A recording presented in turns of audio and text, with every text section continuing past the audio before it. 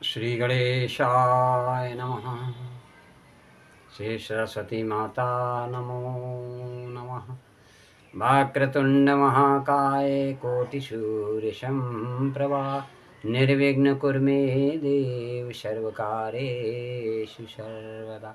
गुरुर्ब्रह्मा गुरुर्विष्णु गुरुदेवो महेश्वराय गुरु साक्षात् परं ब्रह्म तस्मै श्री गुरुवे नमः। सीताराम राम राम सीताराम राम राम सीताराम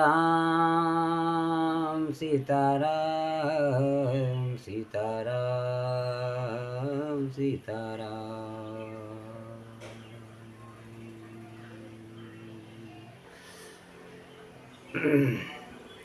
उमा संत के हैं बड़ाई मंद करत जो करई भलाई। तुम पितु सरि से भले मोहि मारा राम भजे हितनाथ तुम्हारा। सचिव संग लय नभपत गयऊ सबहि सुनाई कहत यस भयऊ। राम सत्य संकल्प प्रभु सभा काल बस तोय। मैं रघुवीर शरण अब जाऊं देव जन खो। रावण के इतने कठिन वचन और पाद प्रहार सहकर भी परम बुद्धिमान विभीषण ने उनके चरणों में प्रणाम किया और हाथ में गदा ले सभा से निकलकर आकाश में उड़े। अपने 4 मंत्रियों के साथ आकाश में स्थित होकर उन्होंने रावण से कहा, राजन तुम्हारे मन पर घमंड का पर्दा पड़ा है, इसलिए तुम मेरी बातों पर ध्यान नहीं दे रहे हो। मेरे सबसे बड़े भाई होने के नाते तुम पिता समान आदर के पात्र हो। दुर्भाग्यवश अब समझदारी के मामले में हम दोनों अलग अलग रास्ते पर हैं। अब तुम्हारे अपशब्दों को मैं सहन नहीं कर सकता। भले ही तुम मेरे अग्रज क्यों न हो, जिनका अपनी इंद्रियों पर वश न हो, जिनके सिर पर मृत्यु सवार हो, वे भला दूसरों की अच्छी सलाह कम मानते हैं। मैंने तो तुम्हें राम के दहकते बाणों से बचाने के लिए यह सलाह दी थी, पर तुमने मेरी बात नहीं मानी। इसलिए मेरी अनुपस्थिति में अब तुम्हें ही अपनी रक्षा करनी होगी। जब तक सीता जी राम के पास नहीं पहुंचा दी जाती, मैं यहाँ वापस नहीं आऊंगा। हस कही चला विभीषण जवहीं, आयुहीन भये सब तवहीं। साधु अवज्ञा तुरत भवानी, कर कल्याण अखिले के हानि। बस विभीषण अपने मंत्रियों सहित श्री राघवेंद्र के चरणों की शरण लेने चल पड़े। वे मन ही मन सोचते जा रहे थे, आज मेरे भाग्य का उदय हुआ है, जो मैं परम प्रभु श्री राम के जन्म,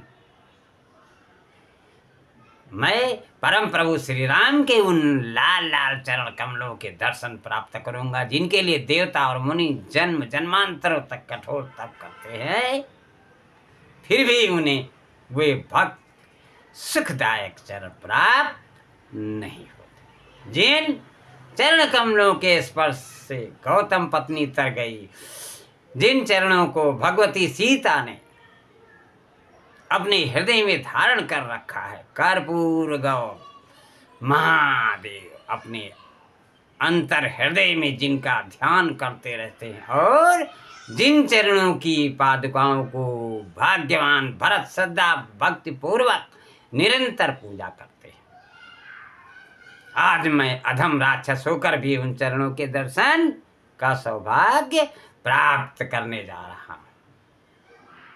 वानरों ने विभीषण को आते देखकर उन्हें रावण का दूत समझा। वे उन्हें वानरों के पहरे ने ठहराकर सुग्रीव के पास पहुंचे। सुग्रीव ने भगवान श्री राम से विनयपूर्वक कहा, प्रभु, रावण का भाई विभीषण आपसे मिलने आया है। भगवान श्री राम ने सुग्रीव से पूछा, सखे, इस विषय में तुम्हारी क्या सम्मति है? सुग्रीव ने उत्तर दिया, प्रभु, राक्षस अत्यंत मायावी तो होते हैं, इनमें अंतर्धान होने की भी शक्ति होती। यह विभीषण अत्यंत क्रूर रावण का भाई है, अतः इसे कठोर दंड देकर मंत्रियों सहित मार डालना चाहिए। सुग्रीव के वचन सुनकर हनुमान जी व्याकुल हो उठे। हनुमान जी का सहज स्वभाव है कि वे अपने संपर्क में आए हुए व्यक्ति को प्रभु चरणों में पहुंचाकर ही संतुष्ट होते हैं। लंका में विभीषण से मिल चुके थे, माता सीता का पता उन्होंने ही बताया था, और दुष्ट रावण की सभा में हनुमान जी का पक्ष विभीषण ने ही लिया था। और अब तो वे सब कुछ त्याग कर भी श्री भगवान के चरणों में आ गए। पवन कुमार शरणागत वत्सल प्रभु के उत्तर की प्रतीक्षा करने लगे। श्री राम ने सुग्रीव से कहा, सखे, तुमने नीति की तो बड़ी सुंदर बात कही, किंतु शत्रु दुखी हो या अभिमानी, यदि वह अपने विपक्षी की शरण में आए तो शुद्ध हृदय वाले श्रेष्ठ पुरुष को अपने प्राणों का मुंह छोड़कर उसकी रक्षा करनी चाहिए।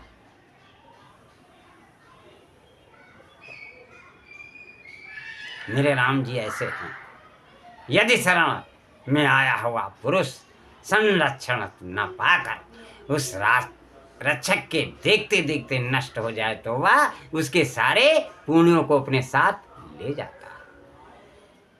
सुग्रीव, मेरा यह व्रत है कि जो एक बार मेरी शरण आकर शुद्ध हृदय से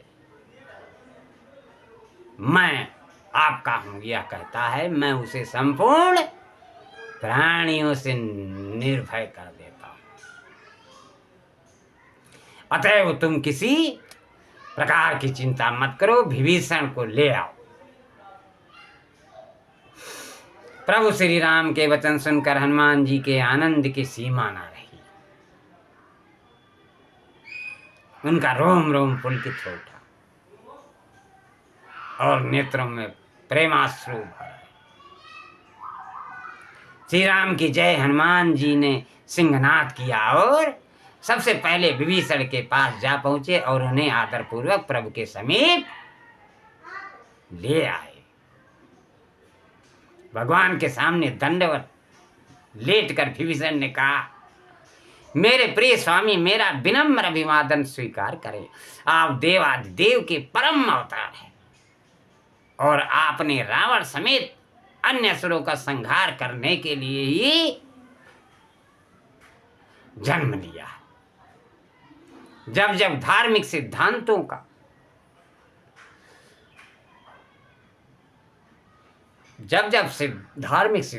पर अमल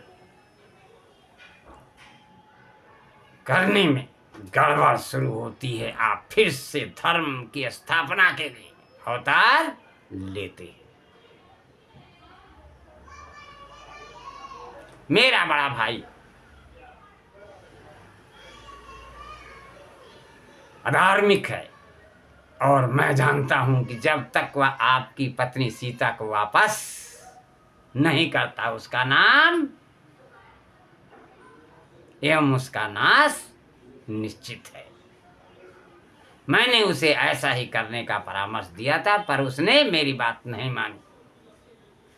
हे प्रभु, अब मैं आपके चरण कमलों की शरण मांगने आया हूं। कृपा कर मेरी रक्षा करें। देवादिदेव के परम अवतार भगवान श्री राम ने विभीषण का स्वागत किया और उन्हें अपना आशीर्वाद दिया।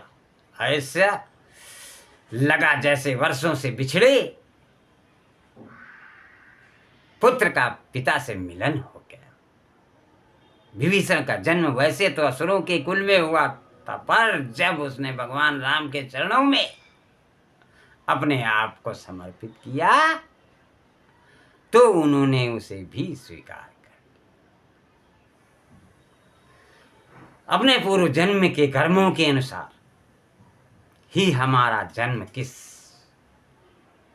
परिवार में हो यह तय होता है, और प्रभु की कृपा से ही हमें उनका विशुद्ध भक्त बनने का अवसर मिलता है। इस काम में कोई बाधा नहीं आती। नारद की कृपा से जब प्रहलाद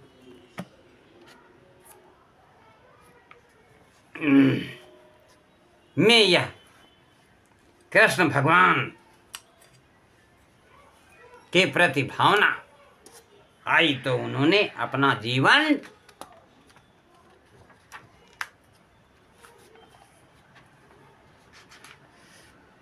सफल कर लिया। इसी प्रकार सद्गुरु की कृपा से कोई भी पूर्ण बन सकता है। यह पूर्णता वाणी, श्रवण और धर्म के अनुसरण करने की पूर्णता से आती है। इस युग में हम सभी को इसी मंत्र का जाप करने का निर्देश है। हरे राम राम राम हरे हरे, हरे कृष्णा कृष्णा कृष्णा हरे हरे हरे।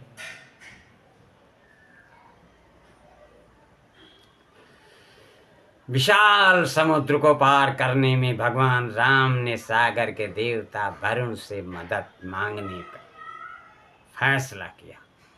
निसंदेह वरुण के भी स्वामी और सागर के रचयिता होने के कारण राम जी को ऐसी मदद मांगने की आवश्यकता नहीं थी। पूरा ब्रह्मांड उनके इशारे पर ही चलता है और उनकी हर इच्छा की पूर्ति होती है। जिस तरह पिता को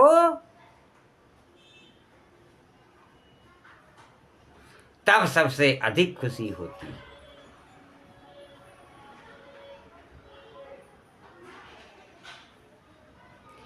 जब उनका नवजात शिशु घर ही की चीज कोई उठाकर उसे देता है। उसी प्रकार प्रभु को भी अपने भक्त की सेवा से बहुत आनंद आता है।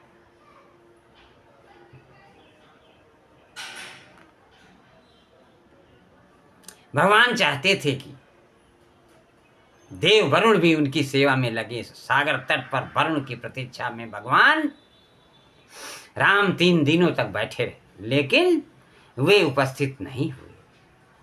आखिर में क्रोधित होते हुए उन्होंने कहा, लक्ष्मण, तनिक समुद्र देव के नखरे तो देखो।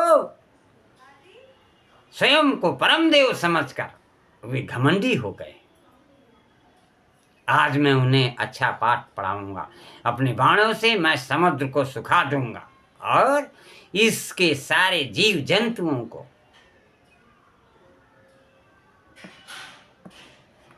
भस्म कर दूंगा। फिर वानर टहलते हुए लंका तक चलेंगे। यह कहकर भगवान राम ने अपने तरकस का सबसे शक्तिशाली बाण निकाला। जब उन्होंने अपने धनुष पर इस बाण को चढ़ाया तो सारी पृथ्वी डोलने लगी और लोग भयभीत हो गए। तभी अचानक समुद्र से वरुण प्रकट हुए। उन्होंने लाल वस्त्र पहने हुए थे और आभूषणों तथा पुष्पहारों से सजे हुए उन्होंने हाथ जोड़कर कहा, परम ब्रह्मा मेरा प्रणाम स्वीकार करें। अज्ञानी होने के कारण मुझे नहीं मालूम था कि आप कौन हैं, लेकिन अब मैं जान गया हूं कि आप ब्रह्मांड के स्वामी और देवादिदेव के मूल रूप हैं। हे प्रभु, आप सागर के जल का जैसा प्रयोग करना चाहें कीजिए। रावण तीनों लोकों को संतप्त कर रहा है, इसलिए उसका नाश करने के लिए आप आसानी से समुद्र को पार कर सकते हैं। पुरुषोत्तम, मेरा समुद्र आपके रास्ते में है, तो भी आपको कोई बाधा नहीं है, पर इसके ऊपर पत्थरों का एक सेतु बना लिया जाए। आसक्ति और अज्ञानता के कारण भौतिक जगत इस तरह प्रदूषित हो गया है कि ब्रह्मा, इंद्र और वरुण जैसे देवतागण भी देवादिदेव के परम रूप भगवान कृष्ण और भगवान राम के वास्तविक रूप को बिसर जाते हैं। पर अपनी असीम दया का परिचय देते हुए प्रभु काफी समय तक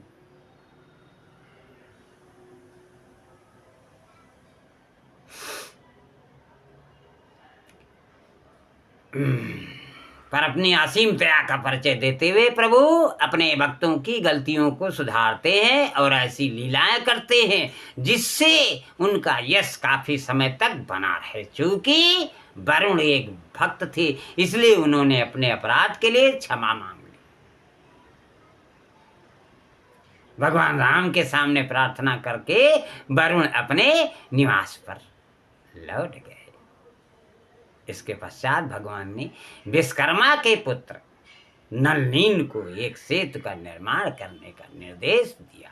हनुमान जी के अगुवाई में लाखों वानर बड़े बड़े पत्थर और चट्टान लाकर नल नील को देते रहे और उनके द्वारा समुद्र में डालने पर चमत्कारिक ढंग से वे पानी के ऊपर तैरने लगते थे। इतने परिश्रम का काम करने के बाद भी भगवान राम जी का नाम जपते रहने से वानरों में थकान और ग्लानि का कोई लक्षण नहीं दिखता, क्योंकि उन्होंने सारे पत्थरों में राम राम राम राम लिख करके समुद्र में तैराया। हनुमान जी भी बड़ी बड़ी चट्टानें उठाकर समुद्र में फेंक रहे थे। ऐसा करते हुए उनकी नजर एक गिलहरी पर पड़ी जो बहुत नन्हे टुकड़ों और धूल को लाकर ही पुल में डाल रही थी, जिससे कि भगवान के काम में थोड़ी सी ही सही उसका भी योगदान हो जाए। हनुमान जी ने उससे कहा, मेरे रास्ते से हट जाओ वरना तुम्हें चोट लग जाएगी। हम इतने बड़े बड़े पत्थर डाल रहे हैं, ऐसे में मिट्टी के तुम्हारे इन नन्हे टुकड़ों से क्या होगा।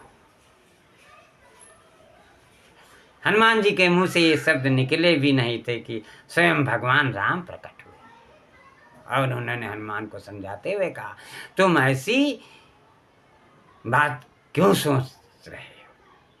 तुम और यह गिलहरी दोनों ही मेरा सेवा कर रहे हैं हो। तुम भले ही पर्वत की चोटी तोड़ के ला रहे हो और यह रेत के कुछ कण ही, पर दोनों ही अपनी अपनी क्षमता के अधिकतम संभव काम कर रहे हैं। इसलिए मैं तुम्हारी और इसकी सेवा को बराबर ही मानता हूं। हनुमान जी को उनके भौतिक आकार से माप रहे थे। यह बड़ी सेवा है और वह छोटी सेवा है, लेकिन प्रभु सेवा के पीछे की भावना, प्रेम और निष्ठा को देखने से भगवत गीता में भगवान श्री कृष्ण कहते हैं कि अगर उन्हें सिर्फ एक पत्ती, एक फूल, एक फल या सिर्फ जल ही भेंट किया जाए तो वे संतुष्ट हैं। जब भक्त दूसरों के प्रयास की आलोचना करने की जगह उसकी प्रशंसा करता है तो भगवान इससे प्रसन्न होते हैं। भक्त को यह बात ध्यान में रखनी चाहिए कि भगवान को असल में किसी की सेवा की जरूरत नहीं होती। वे तो जैसा चाहे खुद कर सकते हैं, पर वे कृपा करके ही सबको अपनी सेवा में लगने का अवसर देते हैं। सुंदरकांड के माध्यम से ये ऐसी ऐसी सुंदर सुंदर दृष्टांत तुलसीदास जी ने श्री रामचरितमानस में की है कि आदमी अगर प्रेम भक्ति से इसका अध्ययन करे तो वाकई में ईश्वर की कृपा पाने में कोई देर नहीं। श्री हनुमान जी की अध्यक्षता में उनके प्रोत्साहन से वानरों ने बड़ा परिश्रम किया। नल और नील ने भी अथक श्रम करके पहले ही दिन 100 मील का पुल तैयार कर दिया। हनुमान जी को इतने से ही संतोष नहीं हुआ। दूसरे दिन उन्होंने वानर भालुओं को और प्रोत्साहित किया। फलस्वरूप दूसरे दिन 160 मील लंबे सेतु का निर्माण हुआ। तीसरे दिन यह 180 मील और बड़ा चौथे दिन इसका विस्तार 176 मील रहा। पांचवें दिन वानरों ने 184 मील का निर्माण करके इसे लंका तट पर पहुंचा, स्वेल पर्वत तक पहुंचा दिया। इस प्रकार जब सेतु पूरा हुआ तो इसकी कुल लंबाई 800 मील तथा चौड़ाई 80 मील थी।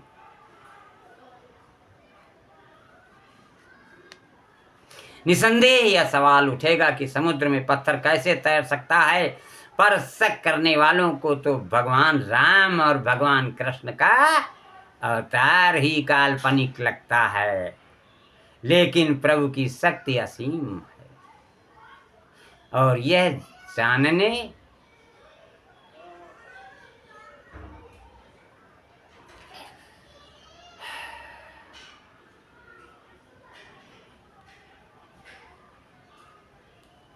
निसंदेह यह सवाल उठेगा कि समुद्र में पत्थर कैसे तैर सकता है, पर शक करने वालों को तो भगवान राम और भगवान कृष्ण का अवतार ही काल्पनिक लगता है, लेकिन प्रभु की शक्ति असीम है। और यह जानने का कारण भक्तगण मानते हैं कि उनके लिए कोई भी काम असंभव नहीं है। मेरे प्रभु सब कुछ करने में सक्षम है। राम भावना हर क्षण यही बताती है कि भगवान हर चीज के मालिक हैं। वे जो कुछ भी चाहते हैं उनकी अलग अलग तरह की ऊर्जाएं या काम कर देती हैं, या भौतिक प्राकृतिक उनके संग उसी तरह चलती हैं जैसे हमारे साथ हमारी छाया चलती है। अपनी पत्नी सीता को बचाने और राक्षसों का सर्वनाश करने के लिए उन्होंने अपने वानर भक्तों को साथ लेकर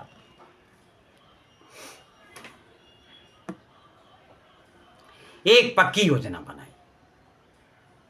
जब वानरों ने देखा कि तैरने वाला सेतु पूरा हो गया है तो वे समुद्र को पार करने के लिए आगे बढ़े। भगवान राम हनुमान के कंधे पर सवार हो गए और लक्ष्मण अंगद के कंधे पर। इस प्रकार लाखों वानरों की सेना को लिए हुए राम और लक्ष्मण समुद्र पार करके लंका पहुंचे।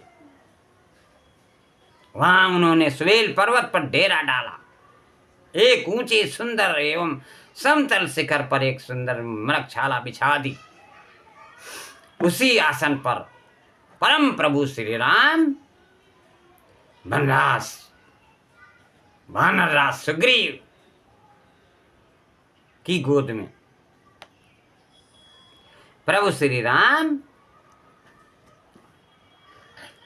वानरराज सुग्रीव की गोद में अपना सिर रखकर लेट गए थे। हनुमान जी उनके परम दुर्लभ चरण कमलों को धीरे धीरे दबा रहे थे और उनकी दृष्टि प्रभु के मुखारबिंद पर थी। वीरवर लक्ष्मण जी धनुष बाण धारण किए प्रभु के सिरहाने अत्यंत सावधान होकर विरासन से बैठे थे। उसी समय पूर्व आकाश में उदित चंद्रमा को देखकर भगवान श्री राम ने कहा, आप लोग अपनी अपनी बुद्धि के अनुसार बतलाइए कि इस चंद्रमा में यह श्याम रंग कैसा है। सबने अपनी अपनी बुद्धि के अनुसार उत्तर दिए। सबसे अंत में हनुमान जी ने उत्तर दिया, प्रभु चंद्रमा आपका प्रेम,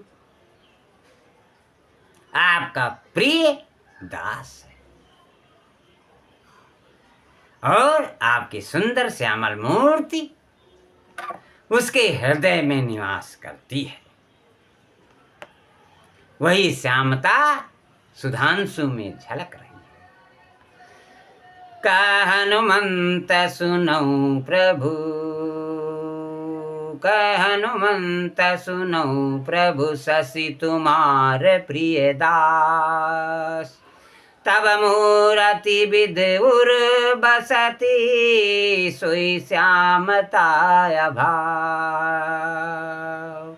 सच तो यह है, पवन तनय के रोम रोम में उनके प्राणाराध्य श्री राम ही बसे हुए थे।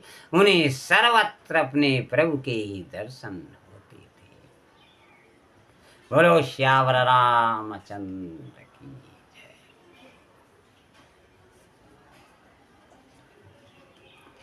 आठवां